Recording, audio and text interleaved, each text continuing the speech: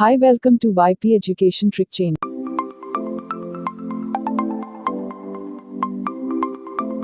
आप चैनल को सब्सक्राइब कर लें और बेल आइकॉन को प्रेस करें।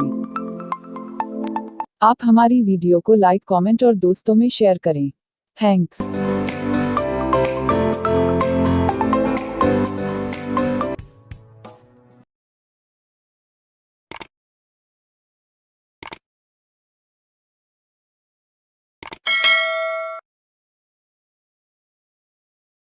तो फ्रेंड्स, स्वागत है आपका वाईपी एजुकेशन ट्रिक चैनल पर। दोस्तों, हमारे चैनल पर आपको यूपी बोर्ड का सिलेबस कराया जा रहा है। यूपी बोर्ड क्लास 11 एग्रीकल्चर और क्लास 12 एग्रीकल्चर दोनों क्लासों का आपको सिलेबस कराया जा रहा है। तो बेटा, इसमें देखिए हम बात करेंगे आज क्लास 11 एग्रीकल्चर की एग्रोनॉमी है, यूनिट आपकी 4 है। जो हमारी मेन हेडिंग है वो है आधुनिक कृषि का पर्यावरण पर प्रभाव। तो देखो, ये तो आपको पता है कि भाई आधुनिक कृषि का पर्यावरण पर किस प्रकार से प्रभाव पड़ा है। देखो, इसमें कोई भी निसंदेह नहीं है कि आधुनिक तथा गहन कृषि साधनों से देश में क्या आई है भाई, हरित क्रांति आई है।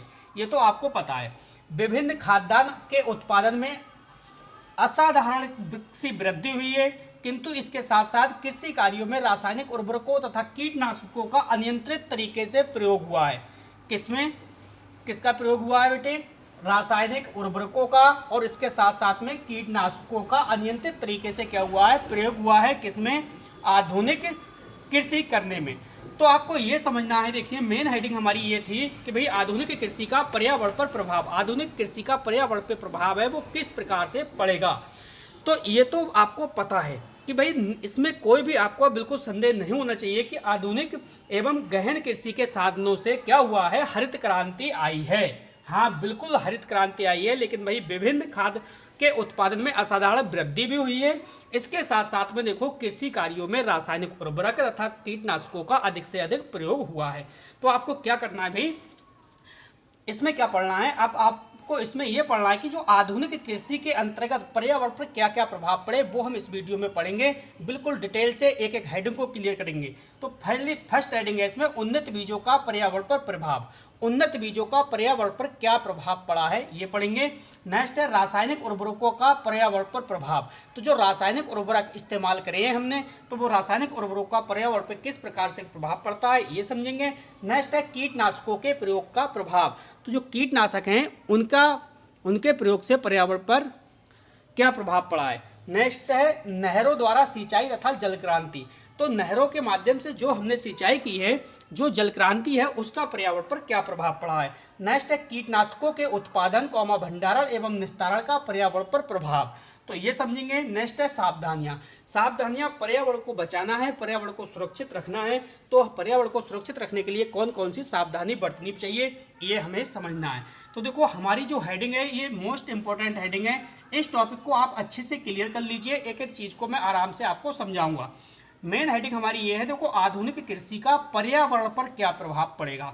तो आपको देखो, निसंदेह इसमें कोई भी आपको संकोच नहीं होना चाहिए कि भाई आधुनिक एवं गहन कृषि के साधनों की हेल्प से, साधनों की मदद से देश में क्या आई है? हरित क्रांति आई है। विभिन्न खाद्यान्न के उत्पादन में असाधारण सी वृद्धि हुई है, लेकिन इसके साथ साथ में कहीं ना कहीं भाई अच्छी पैदावार कर लेने के लिए हमने बहुत ज़्यादा रासायनिक खादों का, रासायनिक उर्वरकों का इस्तेमाल करा और बहुत सारे कीटनाशकों का भी इस्तेमाल करा। इसका जो पर्यावरण पर है वो कैसा प्रभाव पड़ा, इसके का पर्यावरण पर प्रतिकूल प्रभाव पड़ा है। तो वही तो हमें समझना है।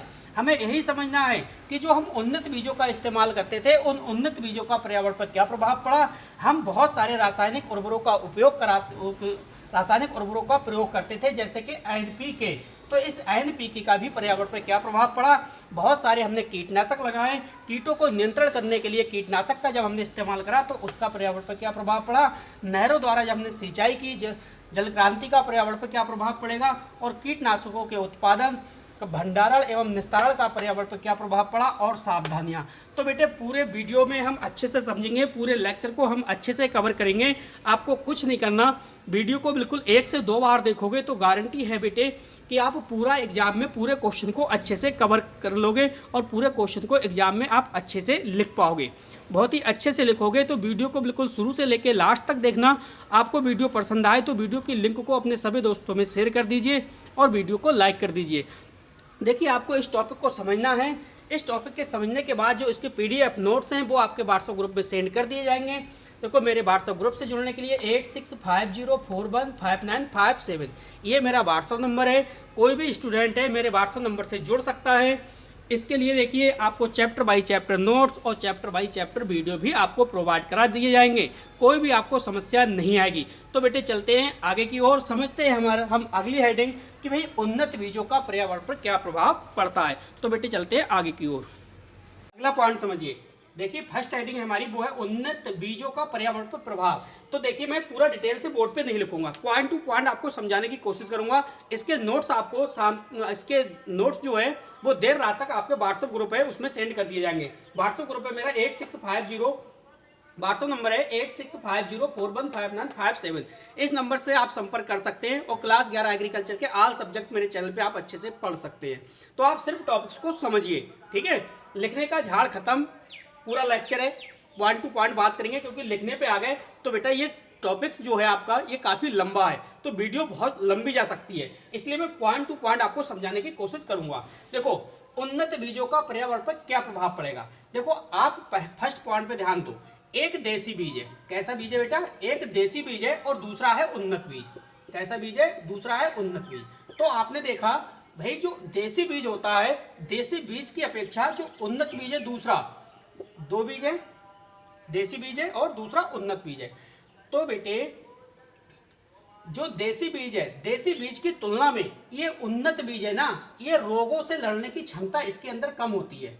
जो रोग होते हैं उन रोगों से लड़ने की क्षमता ये इस उन्नत बीज में कम होगी। किसकी अपेक्षा, देसी के बीज की अपेक्षा।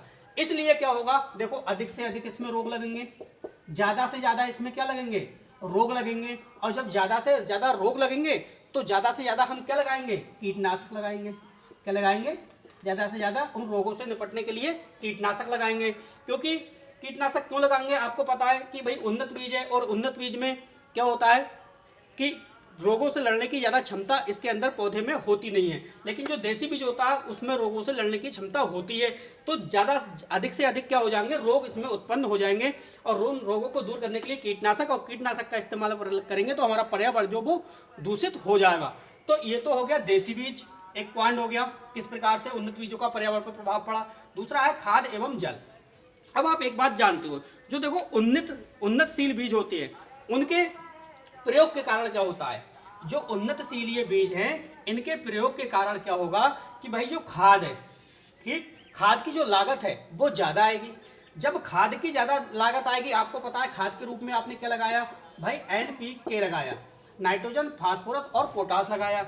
इसके साथ साथ खाद की भी ज्यादा आवश्यकता हुई और इसके साथ साथ बार बार आपने सिंचाई भी की। बिल्कुल सही बात है ना, बार बार जब आपने सिंचाई की जल की अधिक मात्रा लगेगी। और उर्वरकों को कंट्रोल करने के लिए क्या होगा, जो आप ये खरपतवार है, ये जो खाद है, ये खाद है NPK लगा रहे हो, इनको कंट्रोल करने के लिए आप क्या करोगे, इनको कंट्रोल करने के लिए या उर्वरकों को अनियंत्रित प्रयोग करने के लिए, कंट्रोल करने के लिए नहीं, अगर आप इसका अनियंत्रित यानी अनलिमिटेड इसका प्रयोग करोगे, किसका, NPK का, जब NPK का अनलिमिटेड आप यूज करोगे तो इससे क्या हो जाएगा, इससे देखिए मृदा प्रदूषण हो जाएगा प्लस जल प्रदूषण।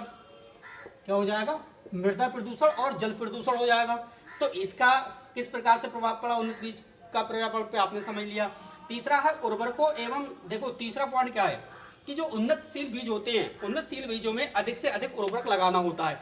जब आप अधिक से अधिक उर्वरक लगाओगे तो जो उपजाऊ क्षमता है ना, किसकी, मिट्टी की जो उपजाऊ क्षमता है वो उपजाऊ क्षमता क्या हो जाएगी, क्षीण हो जाएगी। क्या हो जाएगी, उपजाऊ क्षमता क्षीण हो जाएगी। और जो सूक्ष्म तत्व है वो सूक्ष्म तत्व की भी संख्या है, जो मात्रा है, संख्या नहीं मात्रा, सूक्ष्म तत्वों की मात्रा है वो भी कम हो जाएगी और पर्यावरण पे इसका विपरीत प्रभाव पड़ेगा।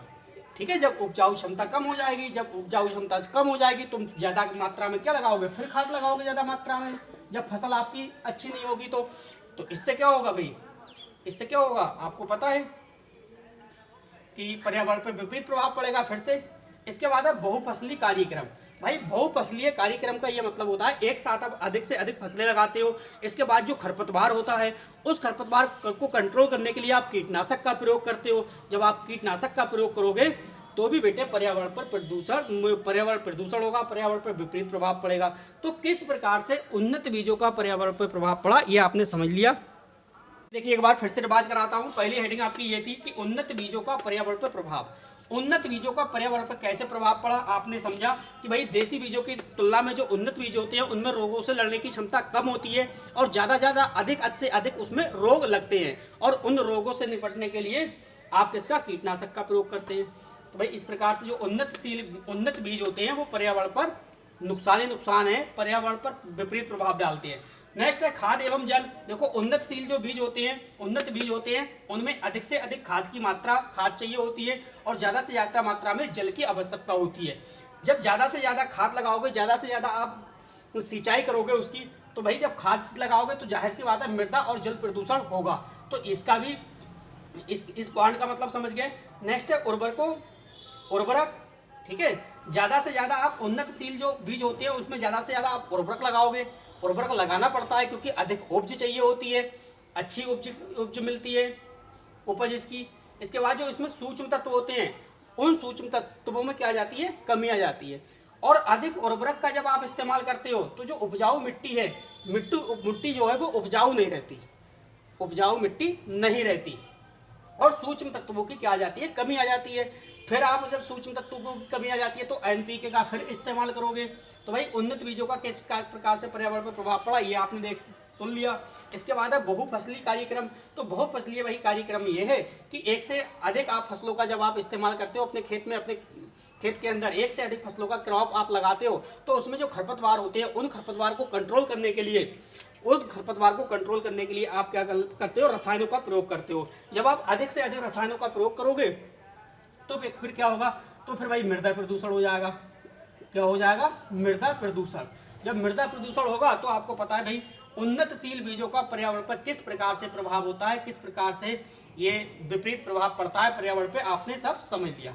तो एक हेडिंग हमारी कंप्लीट हुई, उन्नत बीजों का पर्यावरण पर प्रभाव। ये सारे पॉइंट है, आप अपने हिसाब से भी इसे डील कर सकते हो, आप लिख सकते हो। अब चलते हैं आगे की ओर। अगली हेडिंग समझिए। अगली हेडिंग हमारी वो है रासायनिक उर्वरकों का प्रयोग तथा पर्यावरण पर प्रभाव। देखो रासायनिक उर्वरकों का प्रयोग, अब जैसे उन्नतशील बीज है, एक मिनट, उन्नतशील बीज है। अब उन्नतशील बीज को बेटे सफल बनाने के लिए आप क्या करोगे, उन्नतशील बीज को सफल बनाने के लिए आप किसका प्रयोग करोगे, आप उर्वरक का प्रयोग करोगे। किसका प्रयोग करोगे, उर्वरक का प्रयोग करोगे ना। और उर्वरक का, कौन से उर्वरक का आप प्रयोग करते हो, एनपीके, ज्यादातर एनपीके। और इस एनपीके क्या होती है भाई, खेत में जो है, खेत है, मिट्टी है, तो खेत में क्या हो जाती है, एनपीके की कमी हो जाती है। तो भाई इसको सफल बनाने के लिए आप क्या करोगे, एनपीके का इस्तेमाल करोगे। जब आप बार बार एनपीके का, रसायन का ज्यादा प्रयोग करोगे तो इससे क्या हो जाएगा भाई, जो भूमि है, जो मिट्टी है, इसकी जो मिट्टी है वो मिट्टी कैसी हो जाएगी भाई, कमजोर हो जाएगी। कैसी हो जाएगी, कमजोर हो जाएगी। जब ये मिट्टी कमजोर हो जाएगी तो देखो इस कारण से क्या है, हरित क्रांति के लाने में, जो हरित क्रांति है वो हरित क्रांति नहीं आ पाएगी। क्या हरित क्रांति आ जाएगी, हरित क्रांति नहीं आ पाएगी। और इस हरित क्रांति को लाने के लिए आप बार बार क्या करोगे, इस खाद का प्रयोग करोगे। जब आप बार बार इस खाद का प्रयोग करोगे तो जो मृदा है, इस खाद से क्या हो जाएगा, मृदा प्रदूषण हो जाएगा। क्या हो जाएगा, मृदा प्रदूषण हो जाएगा। ये तो होगी रासायनिक उर्वरकों का प्रयोग। अब भाई इसका पर्यावरण पर क्या प्रभाव पड़ेगा, रासायनिक उर्वरक का पर्यावरण पर क्या प्रभाव पड़ेगा, ये भी पॉइंट आप समझ लीजिए। आगे पॉइंट समझिए। देखिए रासायनिक उर्वरकों का प्रयोग तथा पर्यावरण पर क्या प्रभाव, तो पर्यावरण पर रासायनिक उर्वरकों का क्या प्रभाव पड़ेगा समझो। देखो भाई, यदि उर्वरकों का प्रयोग करते समय फसल, मिट्टी तथा बीजों की किस्म को ध्यान में नहीं रखा गया जाता है तो इसका मिट्टी पर विपरीत प्रभाव पड़ता है। आप अगर उर्वरक को लगा रहे हो और अगर आप उर्वरक को लगाते समय किसका ध्यान नहीं रखोगे, देखो उर्वरकों का अगर आप प्रयोग करते समय आप फसल का ध्यान नहीं रख रहे और उसकी मिट्टी का ध्यान नहीं रख रहे, इसके बाद आप बीजों का भी ध्यान नहीं रख रहे और आप अनियंत्रित तरीके से क्या लगा रहे हो, रसायन लगा रहे हो, आप रासायनिक उर्वरक लगा रहे हो और आप इन चीजों को ध्यान में नहीं रख रहे कि हमारी फसल कौन सी है, मिट्टी क्या है और बीज पे क्या प्रभाव पड़ेगा। तो इन चीजों का अगर आप ध्यान नहीं रखोगे तो भाई जो मिट्टी है उस पर आपको विपरीत प्रभाव पड़ना ही पड़ना है। इसके साथ साथ में अगर आप अधिक रसायन का इस्तेमाल करते हो तो आपको पता है भाई, अगर आप अधिक रसायन का प्रयोग करोगे और बरसात होने पर वो रसायन धुल के कहाँ पहुंच जाते हैं, जलाशय में, जलाशय में पहुंच जाते हैं ना, तो उसका पानी जो है वो प्रदूषित हो जाता है। तो ये भी इस पर्यावरण पर विपरीत प्रभाव डालता है, जो जलीय जीव होते हैं वो मर जाते हैं ना। तो इस प्रकार से ये भी नुकसान हो सकता है, हो जाता है। नेक्स्ट है कि उर्वरकों में जो विषैले तत्व हैं वो विद्यमान होते हैं, उर्वरक होते हैं उसमें विषैले तत्व विद्यमान होते हैं, ये भी सच्चाई है भाई। अगर हम देसी खाद की बात करें उसकी अपेक्षा जो उर्वरक हम मार्केट से लगाते हैं उस उर्वरक के अंदर भाई विषैले तत्व अधिक होते हैं, जो कई प्रकार से हानिकारक होते हैं। लेकिन आपने देखा होगा जो गोबर की खाद है वो हानिकारक नहीं होती। इसके बाद देखिए अगला पॉइंट है कि रासायनिक उर्वरकों के प्रयोग से उत्पन्न खाद्यान्न तथा चारा कम पौष्टिक होता है। जो भी चीजें आप खेती के अपने खेत के अंदर उगा रहे हो और रासायनिक उर्वरकों का आप इस्तेमाल करते हो तो देख रहे हो आप कि जो उसका स्वाद है, स्वाद कैसा होगा, कम पौष्टिक होगा। और देखिए रासायनिक उर्वरकों के प्रयोग से उत्पन्न जो खाद्यान्न है, जो भी आप उत्पन्न करोगे, जो भी आप फसल उत्पन्न करोगे, वो क्या होगा, उसका चारा कम पौष्टिक होगा। कैसा होगा, कम पौष्टिक, अधिक स्वादिष्ट नहीं होगा, क्योंकि इसमें क्या होता है, विटामिन जो होते हैं, विटामिन का विकास नहीं हो पाता है। किस में नहीं हो पाता है, अगर आप रासायनिक उर्वरकों का प्रयोग करते हो तो। अगर आप गोबर खाद का इस्तेमाल करते हो तो देखिए उसमें क्या होता है, विटामिन भरपूर मात्रा में परिपक्व होते हैं, विटामिन भरपूर मात्रा में विटामिन का विकास हो जाता है और जो खाद्य पदार्थ होता है वो पूर्ण रूप से पौष्टिक होता है। अगला पॉइंट देखिए कि उर्वरकों के प्रयोग से उगने वाली जो सब्जी व फल है आकार में तो बड़े होते हैं किंतु स्वाद वाले नहीं होते। अगर आप उर्वरक, ये रासायनिक उर्वरक है, इससे आप अपनी फसल को पैदा कर रहे हो तो हाँ, उर्वरकों के प्रयोग से उगने वाली जो फसल है, जैसे सब्जी है, फल है, इनका जो आकार है, आकार में तो बड़े होंगे, लेकिन भाई साहब क्या होगा, स्वाद इनका होगा वो अच्छा नहीं होगा।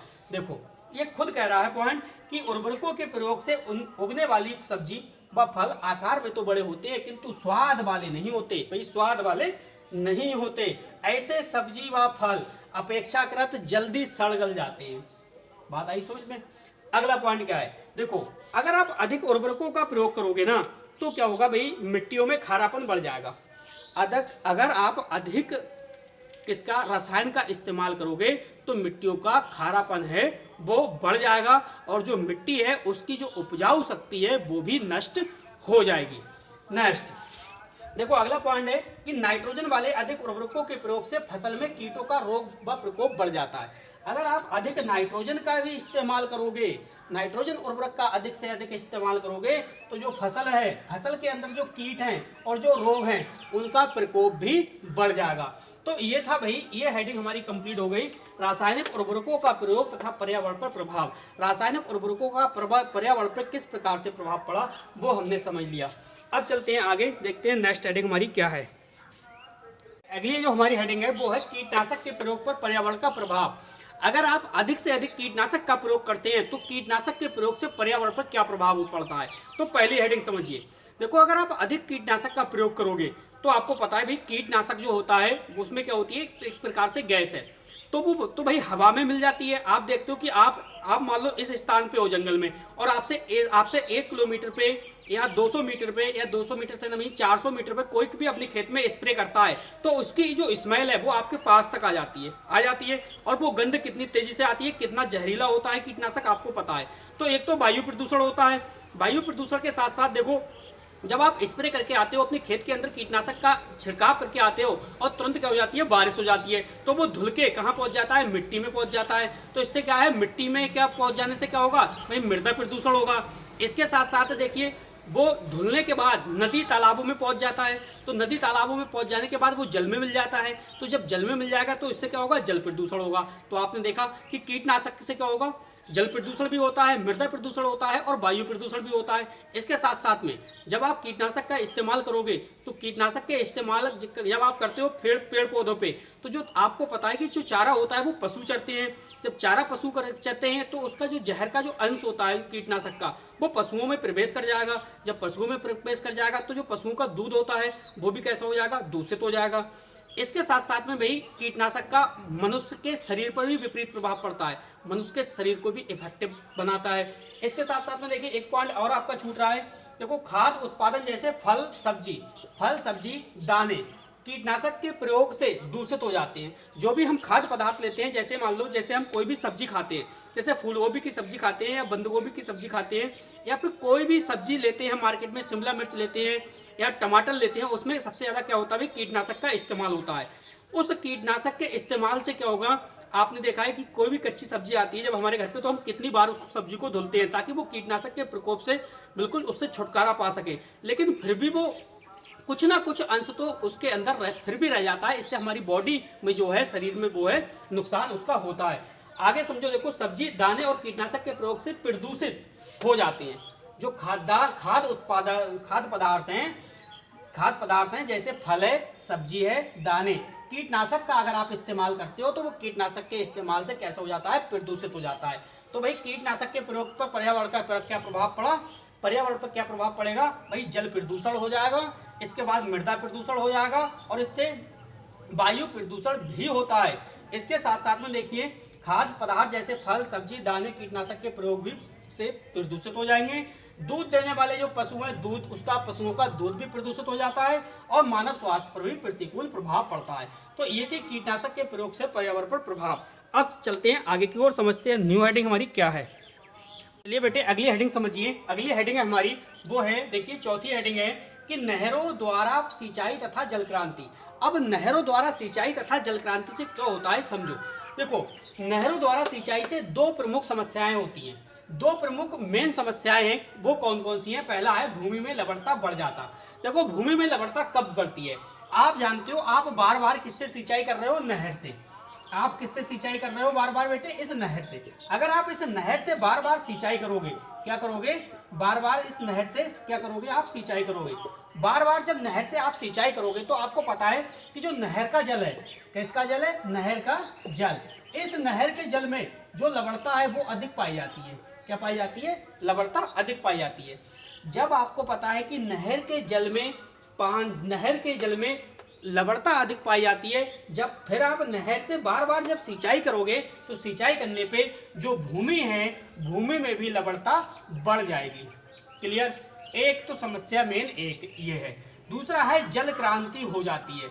अब जल क्रांति किस प्रकार से हो जाती है, देखो जल क्रांति इस प्रकार से हो जाती है कि भाई अगर आप नहर से सिंचाई करते हो खेत की, तो नहर से सिंचाई करने के साथ साथ जो पानी होता है ना, पानी ये जल जिसे कहते हैं जल, ये जल है वो देखो आवश्यकता से अधिक, कैसे जल है वो आवश्यकता से अधिक जमाव हो जाता है, अधिक आवश्यकता से अधिक इकट्ठा हो जाता है। इसी को हम क्या कहते हैं भाई, जल क्रांति हो जाती है। तो आपने समझा, आपने क्या समझा, नहरों द्वारा सिंचाई तथा जल क्रांति।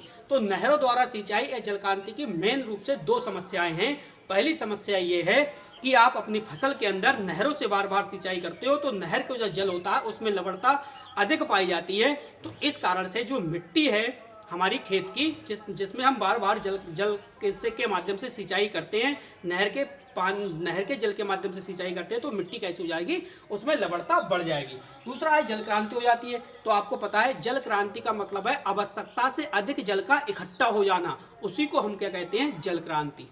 क्लियर, ये भी पॉइंट आपके समझ में आ गया। अब चलते हैं आगे की ओर, देखते हैं नेक्स्ट पॉइंट हमारा क्या है।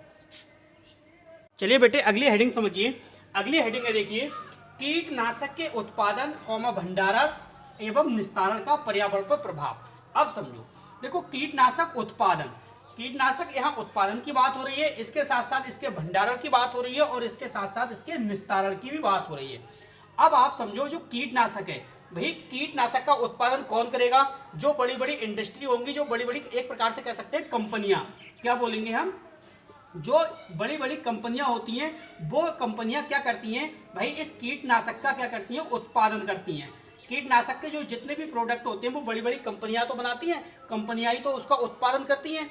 अब जब बड़ी बड़ी कंपनियां इस कीटनाशक को बनाने का काम करती हैं, बनाने के साथ साथ जब हमारे बहुत से कीटनाशक बनके तैयार हो जाते हैं, प्रोडक्ट ये क्या हो जाता है, बन जाता है, फिर जब बन जाता है, बनने के बाद देखो इनके पास क्या होते हैं, कंपनियों के पास बहुत बहुत बड़े गोदाम होते हैं। क्या होते हैं, इतने इतने बड़े क्या होते हैं बेटे, गोदाम होते हैं बड़े बड़े। इन गोदामों में जो कीटनाशक ये बन के तैयार हो गया, इन गोदामों में क्या करते हैं, इसका भंडारण कर लेते हैं। किसका किसका भंडारण करेंगे, ये कीटनाशक का। तो भाई ये क्या काम करते हैं, जो कंपनियां होती हैं वो क्या काम करेंगी, जो कीटनाशक होंगे, कीटनाशक उत्पादन करने वाली जो कंपनियां हैं और उसका भंडारण करने वाली कंपनियां हैं, ये विशेष रूप से भाई सावधानियां हैं, जो नियम हैं उन नियमों का पालन नहीं करती, सावधानियां नहीं अपनाती। इसके साथ साथ जो कीटनाशक है उसका निस्तारण भी करने में भी सावधानियां और अपने आप को सावधानियां और नियमों का पालन नहीं करती। तो इस कंडीशन से क्या होता है, इस कंडीशन से इस पर्यावरण पर प्रतिकूल प्रभाव पड़ता है। तो आपने क्या समझा, आपने समझा, आपकी हेडिंग ये थी कि कीटनाशक के उत्पादन, भंडारण एवं निस्तारण का पर्यावरण पर क्या प्रभाव पड़ेगा। तो आपने समझा, आपने इसमें क्या लिख सकते हो, अपनी लैंग्वेज में आप लिखोगे भाई जो कीटनाशक उत्पन्न करने वाली जो बड़ी बड़ी कंपनियां होती हैं, वो कंपनियां कीटनाशकों के उत्पादन करने में एवं उसका भंडारण करने में, उसके साथ साथ जो कीटनाशक होते हैं उनका निस्तारण करने में कोई भी सावधानी या नियमों का पालन नहीं करती हैं। इस कारण से पर्यावरण पर विपरीत प्रभाव पड़ता है। तो ये हो गई हमारी कीटनाशक के उत्पादन एवं भंडारण एवं निस्तारण का पर्यावरण पर प्रभाव। अब चलते हैं आगे, समझते हैं नेक्स्ट हेडिंग हमारी क्या है। जो हमारी हेडिंग है वो है सावधानियां। क्या है, सावधानियां। इन सावधानियों से क्या होगा, जो हम अब सावधानियां बरतेंगे उन सावधानियों से अपने पर्यावरण को बचाया जा सकता है, पर्यावरण को प्रदूषित होने से बचाया जा सकता है। तो कौन कौन सी हम सावधानियां अपनाएंगे, आइए समझते हैं एक एक करके। तो बेटे पहली सावधानी है कि रासायनिक उर्वरकों का प्रयोग संतुलित रूप में करना चाहिए। एक प्रकार से मैं तो आपको उससे कहूंगा कि आप रासायनिक उर्वरकों का इस्तेमाल करिए मत, आप सीधे सीधे जैविक खेती का इस्तेमाल करिए। जैविक खेती आप करोगे पूर्ण रूप से जैविक खेती, तो आपको पता है जैविक खेती करने के क्या फायदे हैं। एक तो मार्केट में इसकी बिक्री बहुत उसकी बिक्री की जो आय है, आय बहुत ज्यादा है। इसके साथ साथ कोई भी साइड इफेक्ट नहीं है, कोई भी साइड इफेक्ट नहीं है, और आराम से आप जैविक खेती कर सकते हैं। कोई भी पर्यावरण पर, बिल्कुल भी पर्यावरण आपका सुरक्षित रहेगा, कोई भी खतरा पर्यावरण पर नहीं आएगा। तो आप रासायनिक जो खाद है उसको आप अगर कर भी रहे हैं तो भाई रासायनिक उर्वरकों का कम से कम प्रयोग करें, ठीक है, ये बात ध्यान रखना है। इससे क्या है, संतुलित रूप में करना चाहिए। नेक्स्ट है हरी खाद की फसलों को फसल चक्र में अपनाना चाहिए। फसल चक्र के अंदर भाई सबसे ज्यादा से ज्यादा आप हरी खाद का इस्तेमाल करोगे, ना कि रासायनिक खाद का। इससे भी पर्यावरण की क्या होगी, सुरक्षा होगी। नेक्स्ट, खरपतवार नियंत्रण के लिए नुराई उराई को प्राथमिकता देनी चाहिए। देखिए अगर आपके खेत में क्या हो जाता है भी, खरपतवार ज्यादा हो जाते हैं, तो ऐसा नहीं है कि खरपतवार ज्यादा हो गए और आप मार्केट में गए और मार्केट में जाने के बाद खरपतवार को नष्ट करने वाले रसायन ले आए, तो ये क्या होगा, ये तो पर्यावरण पर बेटा प्रतिकूल प्रभाव डालेगा, पर्यावरण प्रदूषित कर देगा। अब आप उस खरपतवार को भाई निराई गुड़ाई के माध्यम से निकालो, मजदूरों से आप निकलवाओ, क्यों जाके मार्केट से पैसा खर्च करोगे बहुत अधिक, इसके बाद पर्यावरण प्रदूषित हो जाएगा, खरपतवार को नष्ट करोगे। तो ये आपको नहीं करना है, आपको निराई गुड़ाई करने पे भी प्राथमिकता देनी होगी। नेक्स्ट है जल निकास की उचित व्यवस्था करनी चाहिए। आपको अपनी फसल के अंदर, अपने खेत के अंदर जल निकास, ताकि कि वर्षा हो जाए अधिक और पानी जो सिंचाई है, सिंचाई करने से ज़्यादा पानी इकट्ठा हो जाता है, तो उसकी जो जल निकास है वो खेतों से आराम से निकल सके, इसके लिए आपको उचित व्यवस्था करनी चाहिए। नेक्स्ट है रोग एवं प्रतिरोधी जातियाँ। तो आपको क्या करना है, आप फसल बोने से पहले आप ये देख लो कि कौन सी जो फसल ऐसी है, कौन सी जो जाति है, उन्नत जाति ऐसी है कि जो पूर्ण रूप से रोग प्रतिरोधी है, ठीक है, कम से कम रोग लगता है या रोग उसमें नहीं लगता है, रोग एवं प्रतिरोधी जातियां बोए, ये ध्यान रखना है। नेक्स्ट है समुचित फसल चक्र अपनाएं। आपको फसल चक्र अपनाना है, समुचित फसल चक्र अपनाना है। नेक्स्ट पॉइंट, कीटनाशकों के प्रयोग पर पूर्ण सावधानी बरतें। अगर आप कीटनाशक का इस्तेमाल करते हो तो कीटनाशक का इस्तेमाल करते समय पूर्ण सावधानी आपको बरतनी है, क्योंकि आपको बेटा पर्यावरण को भी बचाना है, पर्यावरण को प्रदूषित नहीं करना है। अगर आप पर्यावरण को ज़्यादा से ज़्यादा प्रदूषित कर दोगे तो पशु पक्षी, जीव जंतु, मानव, ये सब कुछ परेशान हो जाएगा और पृथ्वी पर रहना संभव नहीं होगा। तो पर्यावरण को भी सुरक्षित करना है। नेक्स्ट है, अगला है खेतों में अति सिंचाई नहीं करनी चाहिए। भाई खेतों में अति सिंचाई आपको नहीं करनी है, नहीं तो क्या हो जाएगा, जल प्रदूषण, ठीक है, अधिक से अधिक सिंचाई करोगे आप, ये आपको नहीं करनी है, रोकना है। नेक्स्ट है सदैव बीजों को फफूंदीनाशी दवा से ही उपचारित करें। सदैव बीजों को आपको क्या किससे करना है बेटा, फफूंदीनाशक से ही उपचारित करना है। तो इस प्रकार से देखिए आधुनिक कृषि का पर्यावरण पर क्या प्रभाव पड़ा, आधुनिक कृषि का पर्यावरण पर प्रभाव, हमने ये टॉपिक्स था बिल्कुल आपका कंप्लीट कर लिया। आपको नोट्स मिल जाएंगे, पीडीएफ फॉर्मेट में नोट्स उपलब्ध हैं। कोई भी स्टूडेंट क्लास 11 एग्रीकल्चर का स्टूडेंट है और इस वीडियो को देख रहा है और उसकी तैयारी बिल्कुल भी नहीं हुई है तो वो मेरे चैनल से जुड़ सकता है। चैनल से जुड़ने के लिए व्हाट्सएप नंबर है 8650415957। इस नंबर से आप संपर्क करिए, आपकी सारी प्रॉब्लम सॉल्व कर दी जाएगी, नो टेंशन। घर बैठे चैप्टर बाई चैप्टर वीडियो लीजिए, चैप्टर बाई चैप्टर आपको नोट्स भी मिल जाएंगे। तो देखिए इस चैप्टर को अच्छे से हमने पढ़ा, अच्छे से हमने समझा। एक से दो बार आप लेक्चर को पूरे से 2 बार समझ लीजिए, इस लेक्चर को सुन लीजिए, तो आपको याद करने की बिल्कुल भी आवश्यकता नहीं पड़ेगी। आप अपनी लैंग्वेज में आराम से पेपर में लिखाओगे। तो बस बेटे इस वीडियो में इतना ही था। वीडियो देखने के लिए आपका बहुत बहुत धन्यवाद। मिलते हैं बेटे नेक्स्ट वीडियो में।